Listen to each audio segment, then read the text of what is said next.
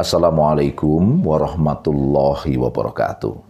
Sedulur-sedulurku sekalian, panjenengan semua pastinya sudah tahu bahwa pada tanggal 30 Desember 2020 kemarin, melalui surat keputusan bersama, SKB 6 menteri sekaligus ya, keroyokan bareng-bareng mereka, telah membuat keputusan penting untuk melarang kegiatan-kegiatan dan penggunaan atribut-atribut maupun simbol-simbol Front Pembela Islam atau FPI, serta menghentikan semua kegiatan-kegiatan atas nama FPI.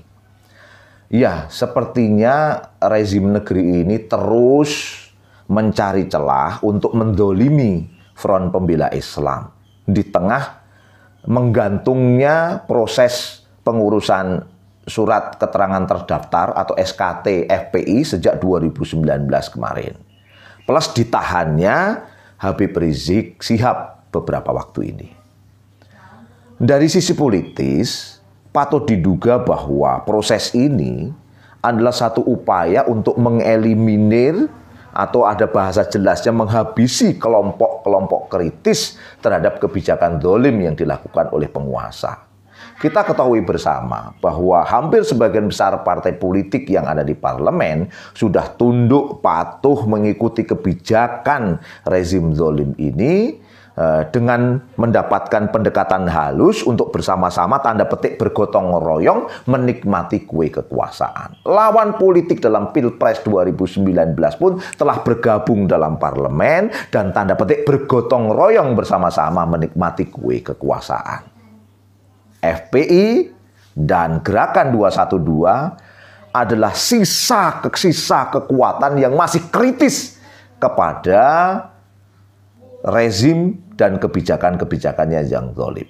Ini sisi politis yang patut diduga terkait dengan kebijakan SKB 6 Menteri ini.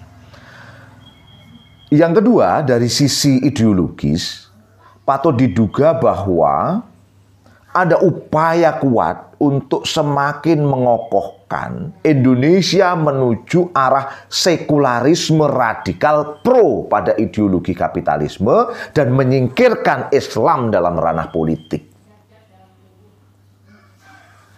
Rezim negeri ini sangat terlihat menyukai dan menyenangi Islam sebatas sebagai inspirasi, bukan aspirasi.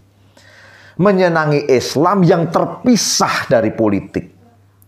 Menyenangi Islam yang duduk manis, sebatas berzikir, menghilangkan kritik, muhasabah, nasihat kepada kebijakan-kebijakan zalim yang dilakukan oleh penguasa hari ini.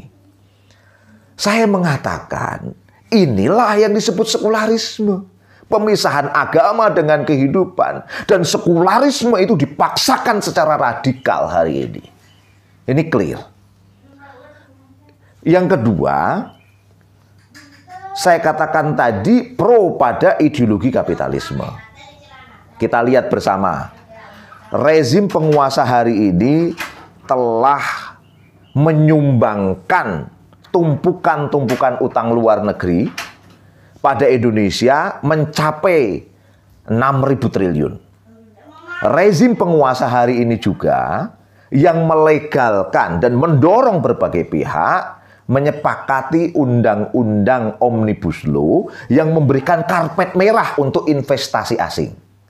Utang luar negeri dan investasi asing ini yang dikatakan oleh Morgan Stanley sebagai penyebab Indonesia itu rawan krisis global.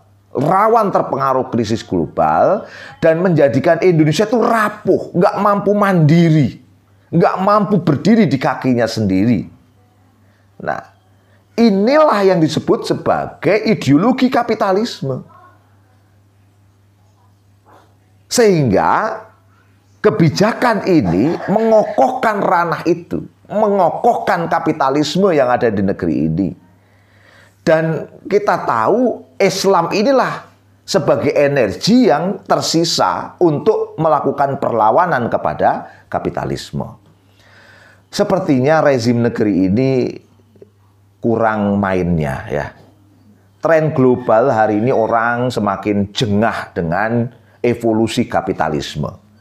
Karena evolusi kapitalisme hari ini tidak mampu untuk membagi kemakmuran dengan adil, membagi kesejahteraan dengan adil.